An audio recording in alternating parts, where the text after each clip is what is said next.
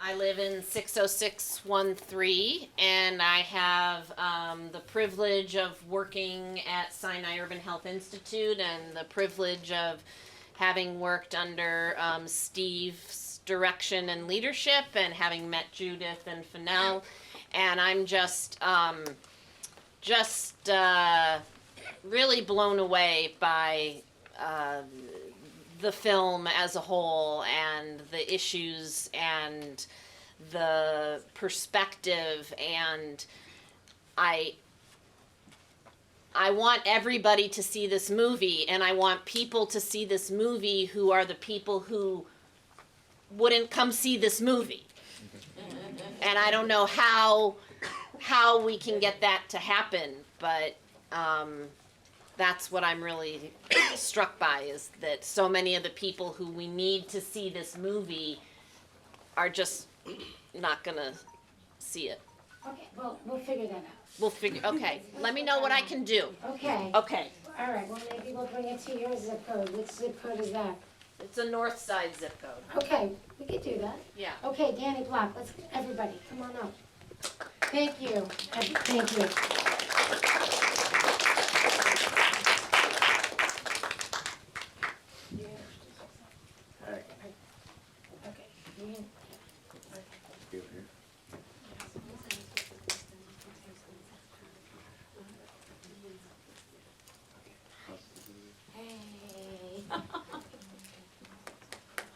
Hey. Hi, so nice to meet you. Wow. Congrats. Thank you. Okay, and we're waiting on Anton. I know he's gonna make it. Does he come? Is he making it? I think you could maybe start with him. We will. Okay. So, my name's Danny Block. I'm a professor of geography at Chicago State and have been working on food access issues and health disparities for a long time, and I was privileged to be part of the original research, I guess, for Cook.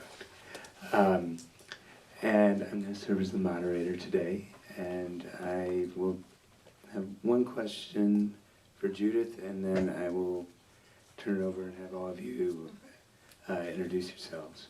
So, yes. Yeah. And I think he'll be at the end there? Yeah, we're here. I think Danny wants to stand. Absolutely. So, Judith. Yeah. So, in the movie, you really framed community-based organizations as a new brand of first responders, and I was wondering, kind of, why? What did you mean by this? What did you think? Why did you choose to do that? Why did we choose to do that? Well, we certainly didn't start this movie thinking like that, but at the point at which we started to really question, well, really, what do we mean by disaster? And then what do we mean by recovery? And what do you mean by disaster preparedness? And then really, what is the disaster? And it was really clear. Steve knew from the get-go when he made that first map that the underlying disaster was the long-term impact of structural racism and extreme health disparity. That is a product of that. So if that's the disaster, then who's really racing to address that crisis? Who's racing to do the recovery? Who's racing to actually both fix the past and prepare for the future and address that? And clearly, it's the community's first responders who, both of you are and your organizations are, and, so is Grow Greater Englewood and RAGE and Sinai Urban Health Institute, and so many other people that I know that that you'll be able to speak to and speak about and that you work with all the time. So that was my thinking, was like, well, if we reframed what they do as community-based first responders, because the work that they do both addresses the root causes, it tries to address to imagine a very different kind of future, and is building trust and social cohesion every single day. And, you know, I mean, you could see from the work that we documented with Growing Home, like, the idea was like, well, if you are selling those amazing organic greens to the elders in the neighborhood and you do that every single week, A, you're going to know them really well, and B, you're going to know when they're not there. You're going to know what they want and what they need, and they're going to really trust you because you're bringing them something that they really need.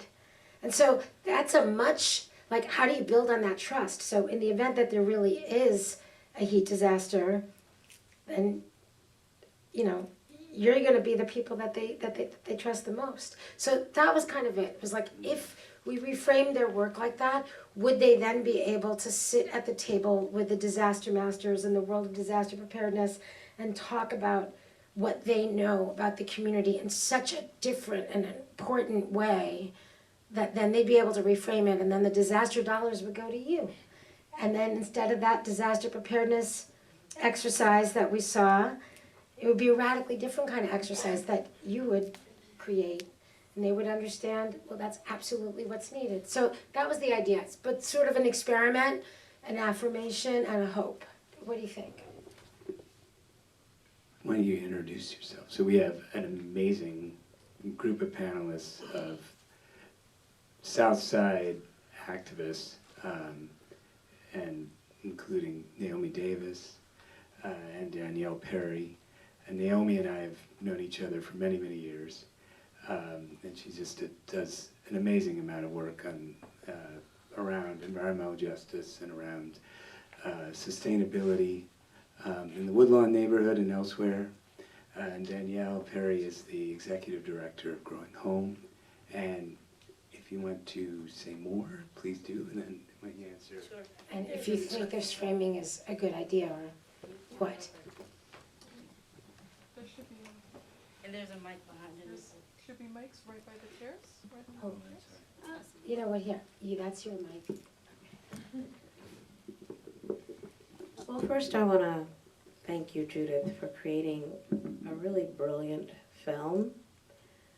The genius of the reframe, it's just a pivot, but it changes everything, or it has the power to change everything. And the context is decisive, as they say. So I'm all in with the idea of reaching into the mayor's heart and wisdom with some structural fixes. And so, as you know, I've already asked to be able to screen and rescreen Cooked at a site that we're opening in Woodlawn, grand opening August 31st, called the Green Living Room. And one of the things that we have said about the Green Living Room is that we're positioning ourselves to be a one-stop reference point, resource, and allyship around the climate crisis, and information, resources, and enterprises. Because in the work that we do, we, some of you know, we long ago authored, back around 2000, we began to author what we call a whole system solution for the whole system problem common to Black communities everywhere. We call it the 8 Principles of Green Village Building. And the whole system problem, as we defined it, was malnutrition, addiction, and poisoning, health disparities, self-hatred projected,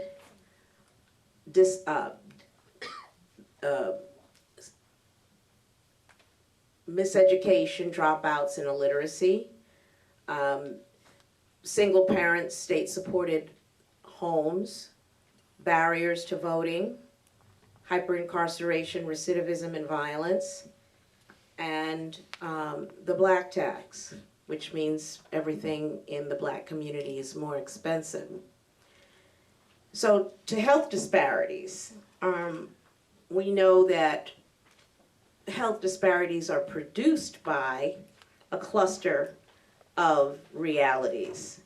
And we have always felt that only a whole system solution can transform a whole system problem, the one common to Black communities everywhere. So we believe that a systemic solution is absolutely essential. And in our 7th principle of Green Village Building, we talk about, each village fosters lifelong learning through hubs, which are epicenters for green training, development, and lifestyle transformation.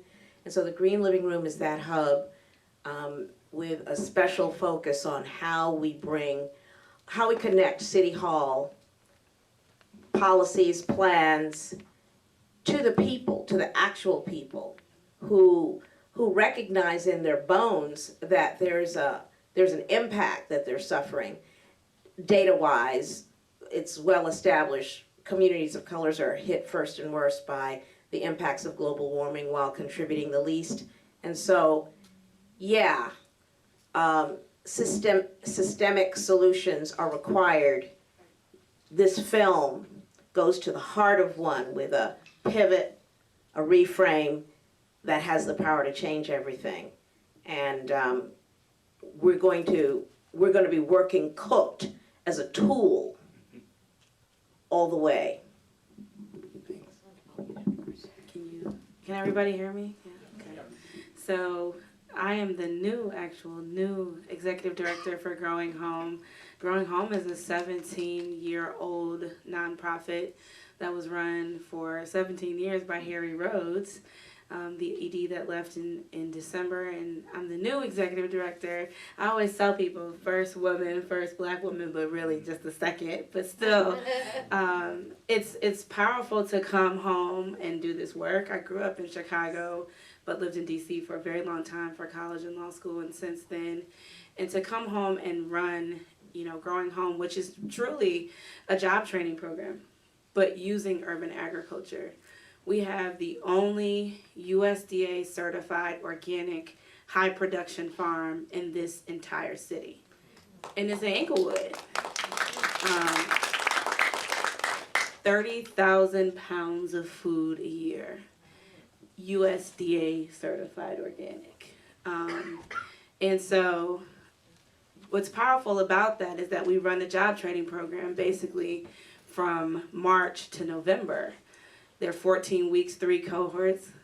Good evening, Anton. 14 weeks, 3 cohorts each of about 15 to 20 people who have many barriers to employment. Those barriers, I always tell people, could be anything and everything, from housing to healthcare challenges. 80% of the people in our program are formerly incarcerated. We look for people with multiple barriers to employment, but who are ready to make a change in their lives and really want to get to work. What I find interesting about Growing Home is that it's not just on-the-job training where you get to work in the urban farm and learn about agriculture, but I say it's always threefold. One is paid on-the-job training, which I think is powerful. 2, our program includes having a case manager, which is a licensed social worker on site who helps each person. Our goal is to eliminate at least one barrier while you're in the program. So if that means finding your child care assistance, if that means getting you to a doctor's appointment, getting you a license, we have a partnership with Cabrini Green Legal Aid. I would say at least 15 to 20% of the people in each cohort, their records are expunged or sealed because of Cabrini Green Legal Aid. So for that's like the second portion. And then the third is that we run a curriculum around emotional resiliency. It was created by Dr. Philip Hong at Loyola in their School of Social Work. And what I love about it is that it starts with, who am I? Honestly, who am I? A whole discussion around that, moving into how did I even get here to this place in my life? What are my challenges, but also what are my strengths? How can I use my strengths to get to my challenges? We don't even start fixing resumes and job searching for weeks, because I think working through the traumas that folks have been through, managing their casework, trying to eliminate their barriers, that's how someone keeps a job. We place 86% of the people who come out of our program But it's not just about placing somebody. When you eliminate barriers that can keep a job, that can maintain a job, we don't look for seasonal work or temporary work. We look for permanent jobs over minimum wage where you can grow and move up, or that you can maybe get another job where you can move up. So we're able to not only do that, but we just won a grant for $100,000 from Impact Chicago to expand our farm. And that expansion will create another 8,000 pounds of food, and 100% of that will go to Englewood. So we are not only focused on the job training. As a new ED, one of my main focuses is food access. And winning that grant in the first 2 months of being at Growing Home will allow us to take a greater stand, be a greater access point for food in Englewood, working with people like Anton to get the food out to the people who really need it. So that's a little bit about Growing Home and a little bit about me. Wow. So would you say you guys are a new brand of for community first responders? I mean, absolutely.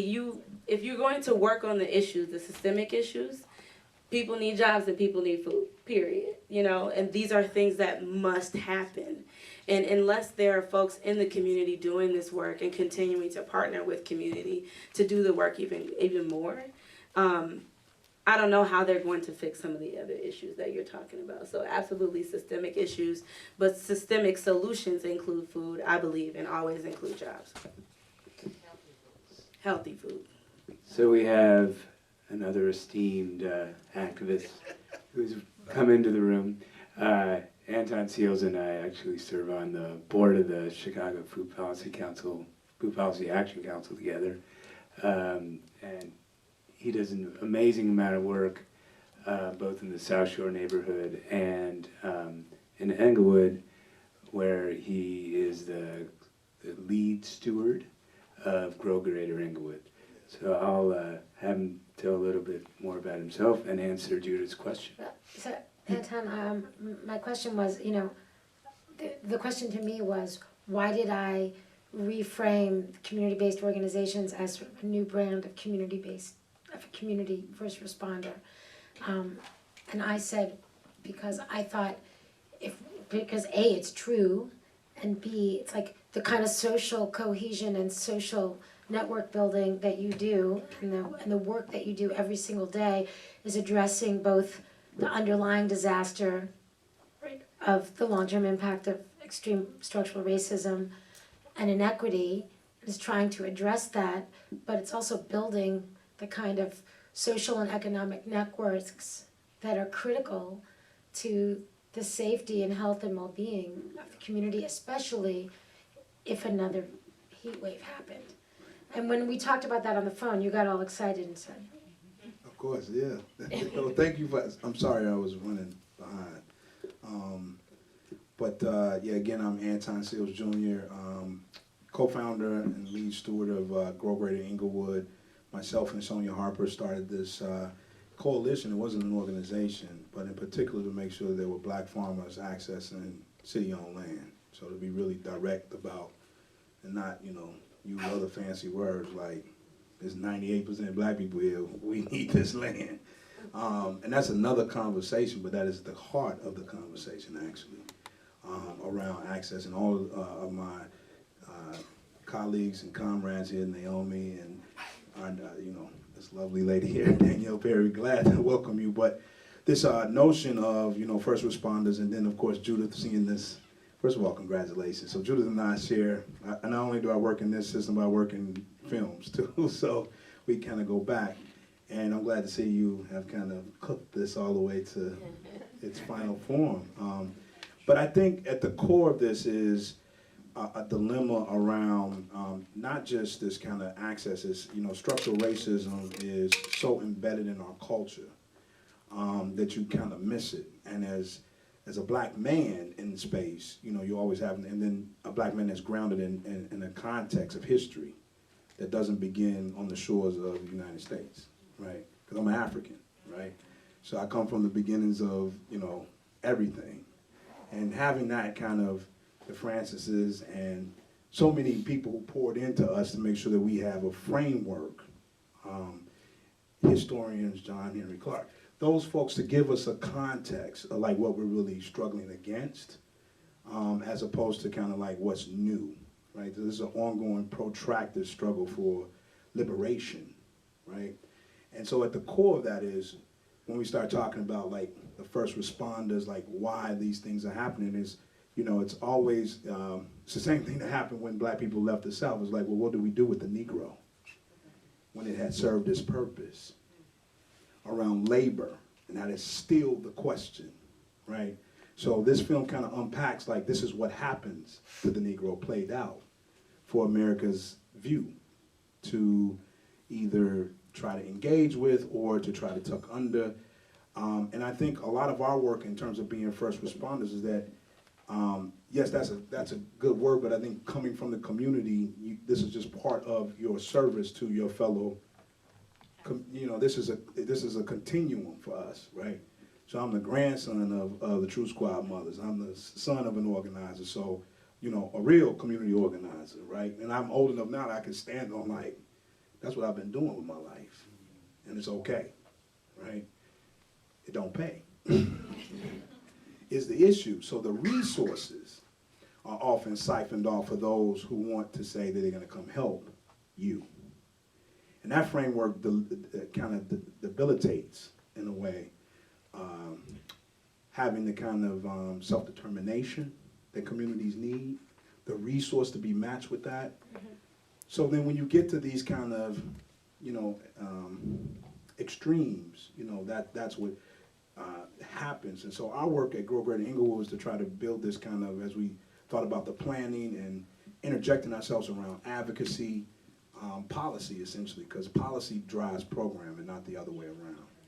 So that was really important to kind of help push what the framework looks like. And I think our work on the ground is like, how do we, you know, continue to weave together so we can have this larger impact? And that's a challenge, because what ends up happening is that everyone is trying to address triage these issues. And it's like, we can all touch and agree. And we're often kind of playing sometimes catch up with what the issues are. So right now, public violence is more of the big issue. And the irony is, in '95, public violence was the issue, right? That's when I was a 20-year-old. So I'm from the street, you know, I'm from, and not from the streets in terms of, I just wanted to clarify, because people say, oh, you're from the streets, and then like, because that whole imagination has been stolen and repackaged around what that means to be from the hood. And that's not what I grew up knowing, growing up in South Shore. Is like, you're the most dynamic people in the world. You can do any and everything. That's what we've been doing, just to let you know, right? And so someone whispering that in your ear, like you're a part of a global village, that you can go any and everywhere and on this God's green earth. And that's that notion of stewardship. So I think I'll stop there before I ramble on. And I want to, yes, I mean, I think that when all of these plans get put together, and perhaps they're presented as, hey, just imagine this as a disaster preparedness strategy. When you're thinking about, you know, the new truck, the next new truck, or that training, or this new networked concept of how to build community, I think that's worthy of an investment. So that's the reason behind the For sure. reframing, because maybe that's the only thing that certain people are going to be able to listen to. And I think that's the hope. I mean, I think from community's aspect is like, you know, at this point, like we will try any and everything, you know what I mean, to reframe, because I think people also understand, I can just speak in terms of the black community that which I come from and this network, you know, that this is the way that America is set up, and for a particular reason, for beneficiaries to continue to benefit, right? And so we can't have that conversation until you start talking about, well, what's the reckoning look like for the repair of the harm that's been done? And we have not yet, as a country, been able to have that conversation. So when you talk about disaster preparedness, and you know, that means that the other person would have to see you as something that matters, so that you wouldn't get to that point where would I have to save you. So that's the dissonance that we're dealing with in our country around the individual, which is around, you know, I can make as much money as I want, I could do what I want, versus the collective. And so I think we're still struggling through that identity. That came up in the movie, though. I just want to point out one of the moments where we kind of leaned over to each other was the woman in the church. I mean, she said what you said in a different way, but, you know, it really comes down to the fact that people don't care. If they did, we wouldn't even be in this place. And there were so many unspoken things that happened, from the boots and the bootstraps to the masterfully way you question things to people to basically point out the hypocrisy in what they were even saying. And then one woman also said something about poverty and how they'll help you as long as they understand why you became poor. But the unspoken thing is, why are we even poor here? And so that's kind of summing up things that happened in the movie that really hint to the things we've said.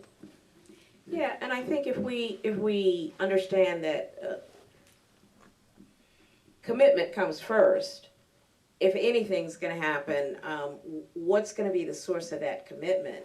There was an article recently that talked about, you know, the divide that is so vivid in America right now, and that, you know, the idea that someone should go back to their own country, so to speak, is a reflection of a deep seated sentiment that was the source of this country.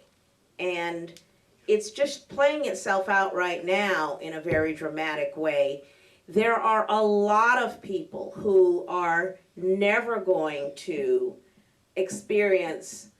move on a commitment to equity, even though it's the color of the month. There are people who are proud to say they are supporters of the Trump doctrine. Okay, so and their neighbors who you see walking down the street. They're people who are in City Hall. They are, you know, shrouded by the color of office, sometimes without having to out themselves, and so they're amongst us. So, you know, it's that we're dealing with. What's going to move that?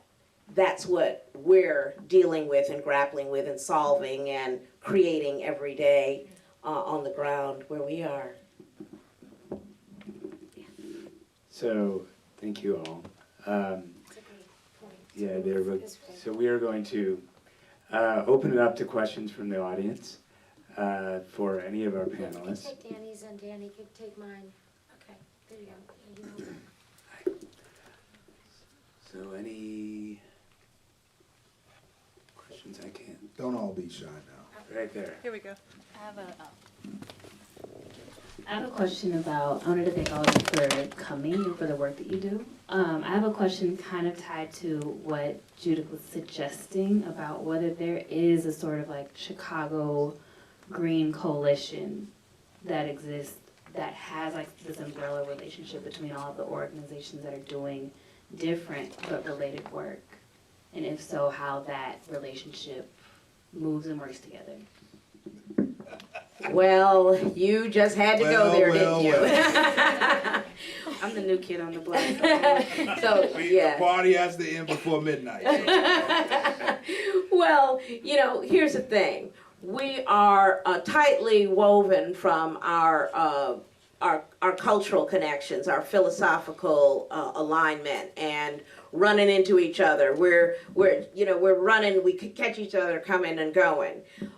The number of meetings, the number of conference calls, the number of reports, and then the jobs we have to do and the neighbors we have to address does not create a hotbed for the kind of institutional solidarity making that we all yearn for. We love each other. We respect each other's work. We try to stay in each other's business from the standpoint, brother, have you heard this? How can, can I borrow that? But resources are key. You know, we talk about capacity building a lot and more, but let me tell you something, capacity building is the simplest thing in the world to fix. Write a check.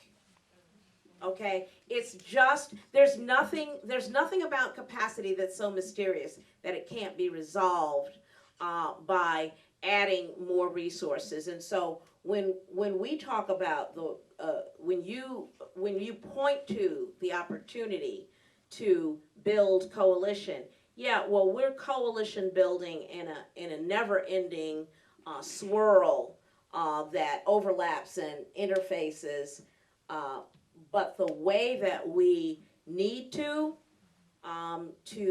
structure influence of votes, relationships with our political and elected officials, the way that we need to take time and step back and think and breathe. You know, we don't live in that world. We're committed to a shape shift, a sea change, and frankly, I think we're about to. I frankly think we're about to make that happen, but it's been a long time missing in our shared experience. Yeah, in our sector, I would just say,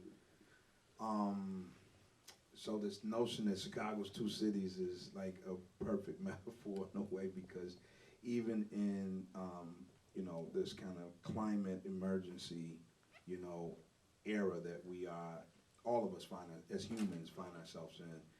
So when we're talking about, resources and language around what we're really dealing with, we're almost having two different conversations. So I think there's, the work to try to build those bridges, but I think it goes back to Naomi's point in terms of resources. Black institution building to deal with on the ground, what usually is ended up happening is that larger NGOs are getting the bigger checks, and then they want to do the work in community, which causes tension.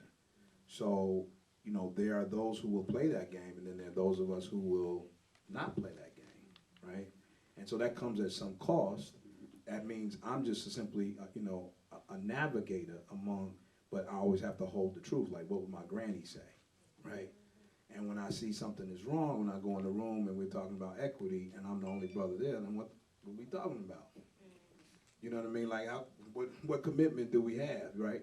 Or if I have that sidebar, so I feel like in that space that, those who are going to be most critically impacted by climate change and climate emergency are people who are poor, clearly, and of color, clearly, in particular those who are black, right?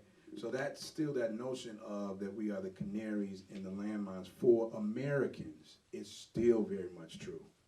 And you can see that being traced all the way through every different sector, I would say. So I think that we're still working towards that, trying to, even among us in quote unquote black space, are trying to always navigate and make room for, because what ends up happening is that there's those who will be christened by the system to be like, these are the ones that we will fund. That was so poetically said. It's rather good at that. Danielle, do you have anything to add? I said it at first, I'm the new kid on the block. I'm learning from them. I'll go to whatever meeting I get invited to learn and be in the right space. And knowing them and being in relationship with them as mentors, getting into this field is the start for me. So I can't tell you where to go. I'm trying to learn. And we're trying to build, but we have, the future is, so I don't want to be like it's ominous and dark, because the future is bright, because you do have people, and that's the power of the resiliency of the human spirit, is that people, as soon as you think you know something, you don't know anything at all. So it's also, yielding back to different people's experiences across the spectrum, in America. And so that is still the what keeps us bound in that way, is because as soon as you think you have it kind of figured out, it's not just that simple. It's not this binary either or situation. Oh, we just answered like 12 questions. I'm sorry. So,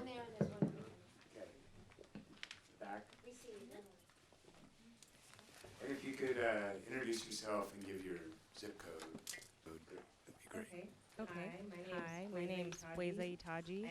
I actually work with Anton at Grow Greater Englewood.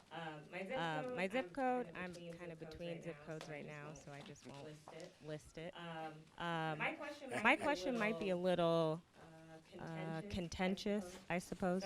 So from the film and from what a lot of you wonderful people who I respect dearly are saying, sounds like there's a big issue with funding and with how government dollars are allocated, federal dollars, state dollars, city dollars, and Majorly. yeah, huge. So I just wonder, instead of waiting for the funding to come or trying to apply, be denied, try again, is there going to be a shift where we try to focus on a for-profit model? And I'm all for the nonprofit model in terms of social issues, but how can we stop relying on other people's money? I want to speak to that because I think you've hit a key point right on the head. Blacks and Green has begun shifting our model. We recognized long ago that an earned income model for a nonprofit was just gonna really stand us in a stronger stead. And the idea that we are now launching, we have 6 social enterprises in incubation right now. So 1 in clean energy, 1 in horticulture, and I want to say that with regard to Anton's point about who gets the resources, the larger NGOs, and how the money trickles down or mostly doesn't. There is a very neat fix that could jumpstart whatever model you're pursuing right now. Could be jump-started if we flip the script with our large NGOs who are out to help the Negro, okay, have been out to help the Negro for the last 50 years of my witness, have been out to help the Negro notwithstanding the down spiraling, which has consistently been data documented, okay, so enough with helping the Negro, and where the funders are concerned, where philanthropy is concerned, enough with writing the checks to those organizations. If you simply make an organization like Grow Greater Englewood or Blacks and Green or Growing Home the Prime and have our allies who are committed to helping the Negro be the sub, all right, you are going to change a dynamic in capacity that can become a permanent strength that we say we're all looking for. There's something pernicious about the idea that a people can't help themselves. And that's embedded in the model that we see everywhere. Don't pay them to help me. If there's gonna be a cash flow, flow it here so I can help myself. Otherwise, you're colonizing me.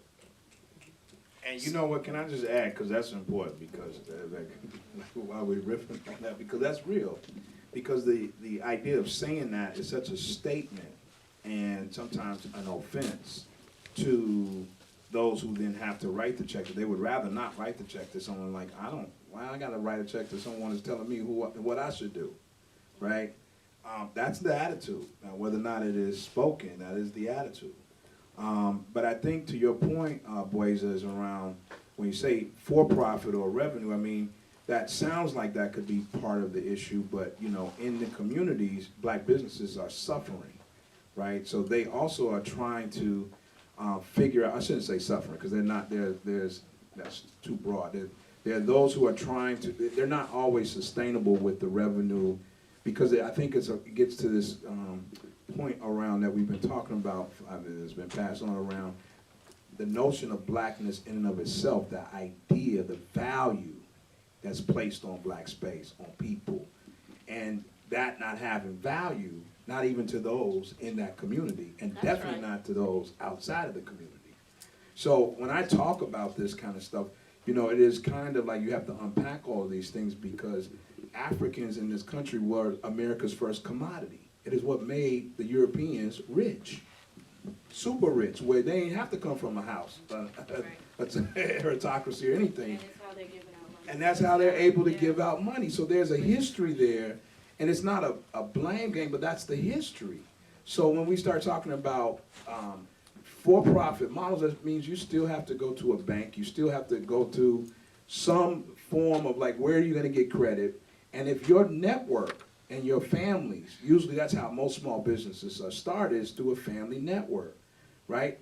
And so we all know the data, like, you know, the average, you know, it's so ignorant you can't even say it, like $12, black people's wealth, you know what I mean? Like, that's real, it plays out, but like you trying to fundraise, like how am I fundraise and you haven't had a job, or if you had a job, it's been a piece of lick of a job, you know what I mean? So all these things are being impacted, like your film talks about a pivotal moment in Chicago's history. It was 95. This becomes the nexus of the evacuation. You hear this about Chicago all the time, 200,000 black people.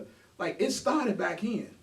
I've been around that long, I mean, not that long, but, you know, I was working back then in community, and you could see what was happening, right? You could see what was, in Englewood, where this is filmed, has been vacated. So shortly after, 6 years later, we get the World Trade Center, and then we have the collapse in '07, almost 20 years late, that rips the fabric of black wealth, which was in their homes, right? It's destroyed. And so now we're living in a space after that, you know what I mean? So it's really complicated to figure out. I think it's doable. We're testing it out. We're doing that. But it takes a lot of, you know, risk takers who are going to put their money where their mouths are to take that risk. Danielle, you have anything more? I agree, so I'm not going to go on and on and on. And I hear what you're saying. I've always felt that way. Like, why do we have to go and ask somebody else to help us? But if you just think historically and where wealth is, which is what you just said, we're going to have, I believe that we have to have a diverse forms of funding. Like, I run a nonprofit that's almost a multi-million-dollar nonprofit, which I don't think everybody can say. And we have earned revenue. It's not that much. Like, when you said that and you started talking about it, you know, how much am I making off of a farm in the middle of Chicago? It's a lot, but it's nowhere near what we get. So all the different types of funding, the individual donors, a few grants, the few government grants we have, all these family foundations, you have to mix it up to be able to do this, I personally believe. And even I think if every wealthy black person in Chicago or in the country gave us money, the wealth doesn't really sit within us. We can coalition build amongst each other. I also think we should work together. Since I took this job, I felt like, you know, I'm a person who could leverage more because of the donor base that this organization already has. So one of the things coming in, I've only been in this job 3 months, but done the rounds. I'm doing it because if I can leverage more money from a growing home perspective, then we can put it all together because we all want to do the same thing, which is feed our people. So I hear you in the sense of like, oh, let's go and get it from our own, but how much money do we have? But if I have more leveraging to get it for all of us, then why don't I take the lead on that and we work together? That's kind of my thought. But I want to underscore that there's not going to be any substitute for doing the math. And when you do the math and you see that the plumbing takes all of the resources, public, private, and channels them to specific beneficiaries, that is the system that must be changed. Because yes, we should diversify. And yes, we do need to work together. But there's not any substitute for righting the wrong of where the money is going. We need to get that money. We deserve that money. If you want to talk about leveling the playing field, there's no way to talk about it that doesn't involve giving us more money, giving it to us first, giving it to us more frequently. Otherwise, shut up about it. So we have one more question right here.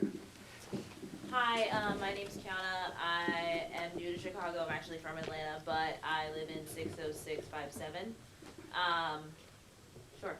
And I'm wondering, you've already kind of talked about this, but what specifically are the priorities that you're currently working on, and then how, as we as an audience and also who we're related to, can help with those priorities in these spaces? Are you talking to, you're talking to Judith? No, I'm talking to the three of you. Yeah, yeah. I'll just say quickly, we have a campaign, Sustainable South Side, and we're connecting to our sisters and brothers on the west side as well, but it's know your community. It's the Sustainable South Side, a path to 100% employment on Chicago's South Side via the new green economy by 2025.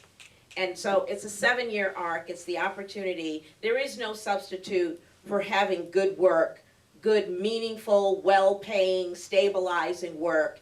And in the new green economy, as much as we are overjoyed about the boom that Illinois is enjoying in its clean energy economy, from one perspective, from another perspective, it's only widening the racial wealth disparity. Because if Illinois is going to enjoy 122,000 new jobs in the field, how many of those are black? And so if we didn't create hundreds of black billionaires in the tech boom, and we are not creating a pipeline, an infrastructure, a commitment, a plan to dramatically increase our engagement in the new green economy, what the heck do we think is going to happen there? So join us in weaving together all of our green economy organizations. It's not going to happen on its own, and it's not going to happen overnight. We didn't get into this mess overnight. Let's make a plan, work the plan, and it must be driven by residents first. It's like the Underground Railroad. First you gotta know you're not free. You gotta know you're a slave. You gotta be committed to being free. Okay? And then you gotta reach out across the bounds of race and class for allies who will stand with you and put everything on the line. But it's gotta be you first. What she said, no. So for me, so, you know, specifically my focus, and I said it earlier on as a new ED, I'm 100% focused on food access. Growing Home is placing almost 90% of the people who come out of our program in jobs. In my mind, when you come into a job like this and somebody's already doing something well, don't go try to mess it up. I'm very focused on Englewood and putting food in Englewood. We have 30,000 pounds of food a year. Growing Home, because we are a social enterprise, we sell all over the city. And I'm going to flip that on its head. I want the food that we're putting everywhere to go into Englewood. So I'm going to figure out another way to raise the money that we were making from selling all over to being way more focused on the South Side, specifically Englewood. Being in markets like Anton's Englewood Market on Sunday, Iman on Friday, our farm stand on Thursday. So what could you do? Come out to the farm. You can volunteer. If you work at a corporation, they can come volunteer and donate, as she said. We have a learning garden where we have thousands of kids come. They need to know where their food is grown, how it's grown, come out and plant, come out and harvest so that they can start to change their diets, which will eventually start to continue to help their families as well. For me, aside from like just food access and growing our farm, I want to continue to coalition build. So whatever they're working on, I'm going to do it too. You know, what we have to be less focused on, like taking this job, I am less focused on Growing Home and more focused on Englewood. And I feel like the prayers are answered that I couldn't imagine because of that. When you shift the thought from one nonprofit to community building, I believe your prayers will be answered, that we'll be able to start working and fixing things. So I'm so much more focused on Englewood than Growing Home. But Growing Home will grow because we're focused on the right thing. And that's a major shift, because, and that's a welcome major shift.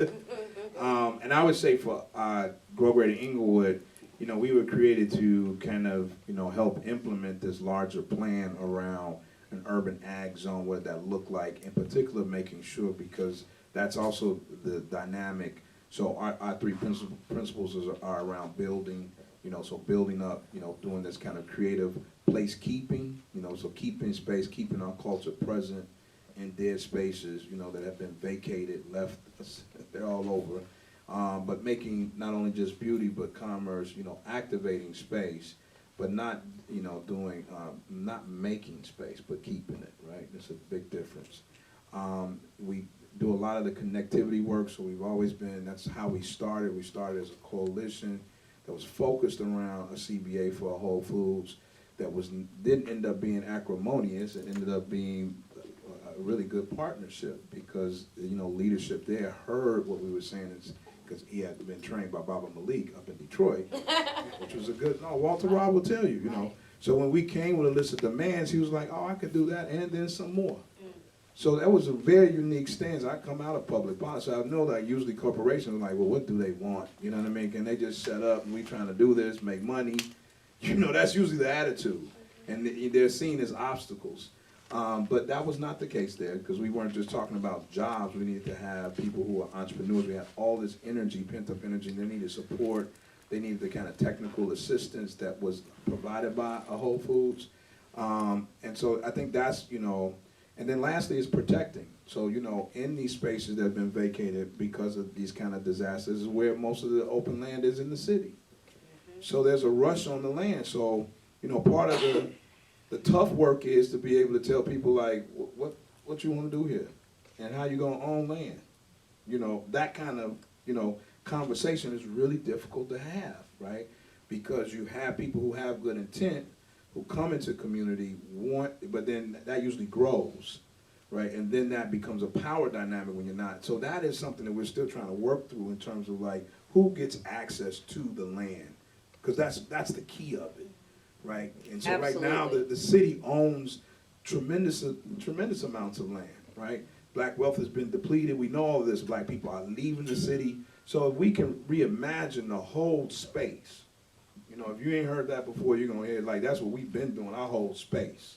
There's a lot of people in that space right now. I can name them, right? Because I know what I'm talking. You know, this is part of the history, right? That we on whole space. Granny and them worked 4-5 jobs to come get chased out of Englewood 50 years ago with a burning cross. So I always explain, even to the mayor, and that is not African American, that is not black people's history. We have never showed up on somebody's lawn to tell you gotta go. You can't go find it. Document it. That ain't our history. So I'm not being, you know, trying to exclude people, but I'm being really mindful about how we're going to parse this out. And so that third leg around protecting the land, being really intentional around space. How do you hold space? How do you contain and make sure that our culture is not just a widget that can be then thrown away? And just quickly, if you took race out of it, or you were magically this colorblind person that so many people imagine themselves to be, and you just looked at the data, you just looked at the numbers, you just looked at the cash flow, you just did the math, you would be able to understand that there was a problem of disparity. And if you were solving for disparity, you know, we wouldn't have to say anything more than that. So so Judith, what I like about Cooked is that it gives us a way of standing in the data, which people adore, and using that data to drive a solution for disparity. That's right. And let's do it. Yeah, that's a great tool.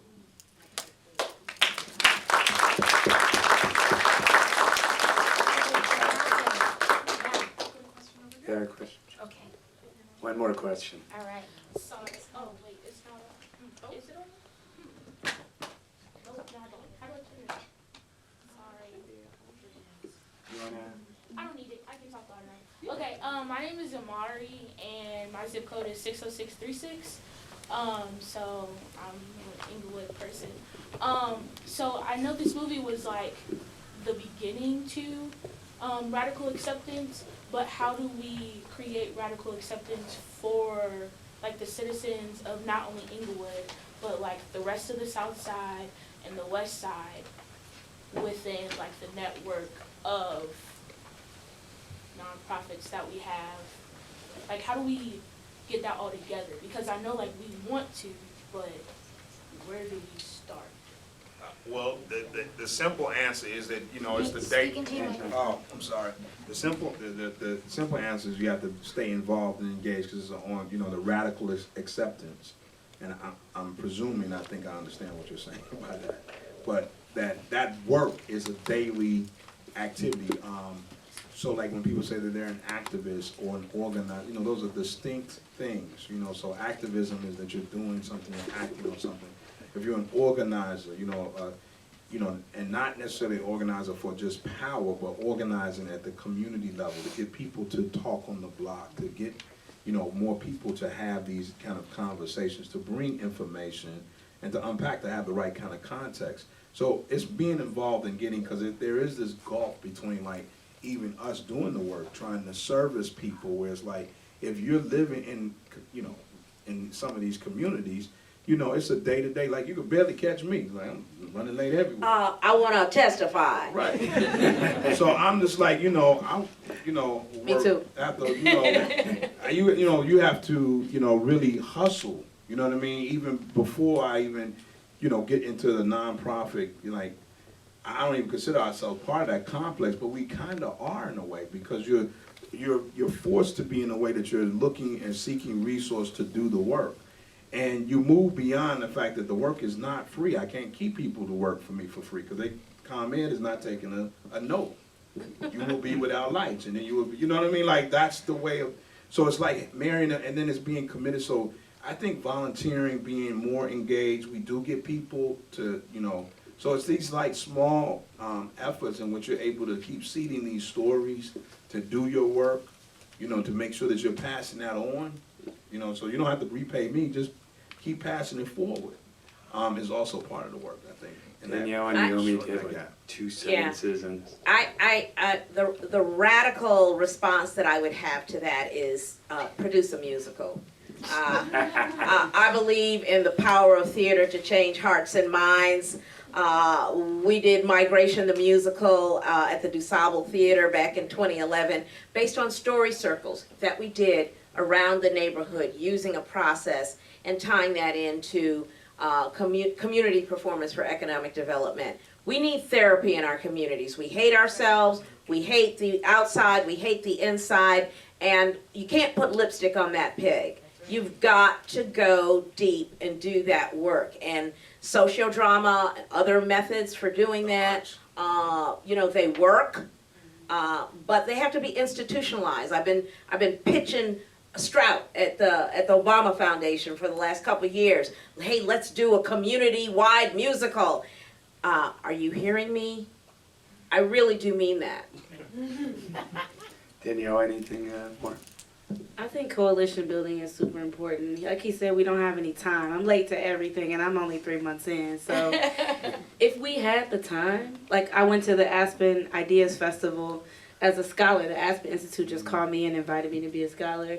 And when I was there, the air and the mountains, and I said, if only we had the time to take a week. If we all got placed in Aspen for a week, and it didn't cost thousands of dollars, and we could actually sit there and plan and coalition build together. The amount of work I did in that week with getting to know people and partnering and coming up with solutions, that's just unheard of. And it's happening for people who don't need it, to be honest. People who don't need it.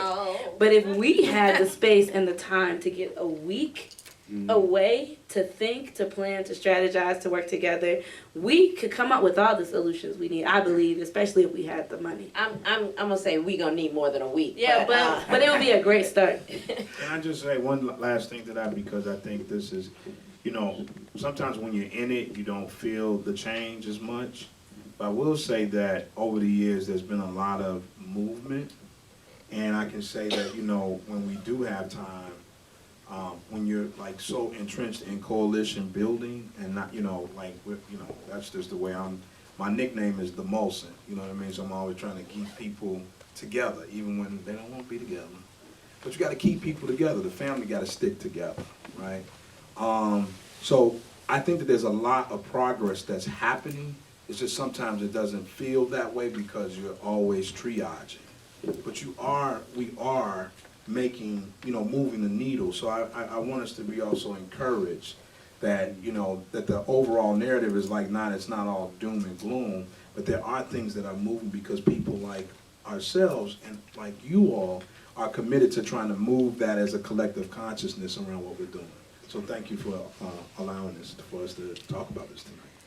Thank you all. The theme for today, which perhaps we should have mentioned earlier than right now. I thought we did. We Did did, I but do really? it again, do it again. I'll do it again. All right. With radical resilience, the art and soul, placemaking, place-taking back, and transformation. And I think you can really see how all of you, and I think probably quite a few people in the audience as well, are doing that placemaking, place-taking back, and transformation, and really bringing an artful creativity and a soul, a depth to that work. And I thank you so much for volunteering to share your thoughts and your experience with us. And Judith, do you have anything else to say? Well, I do hope you all will sign this postcard, put your address on it. We will mail it for you. Tomorrow night, many people that actually are from the city are going to be sitting up here and really listening loud to this movie and then talking about the city moving forward and the kind of transformation that they hope will take place and that they're working towards. We want to continue to work with this movie over the next year here in Chicago and cities around the country. And one of the things that I hope that we get to do is to offer a space and a time for people who are interested in the reframe, to think about how to do that with the renaissance that your work is in relationship to the people in the city that are doing that disaster preparedness work, and sort of see what could happen. So our commitment is to help create some space and time to think about that together and see if we could cook something up. So thank you everybody for joining us. Please encourage your friends. We're gonna be here through the 25th. And we have really interesting panel discussions tomorrow night, the next night, Tuesday, and then next week on the 25th. The guy who wrote the book, Eric Kleinenberg, and myself will be here for our final evening. And then we're gonna be on television in 2020 with this movie. And so we're gonna be doing stuff here. So on our website, if you wanna work with us in some way, there's a space for you to say that you wanna do that. There's a survey you could take, there's a postcard you could send, and you could clap for our friends. Yay.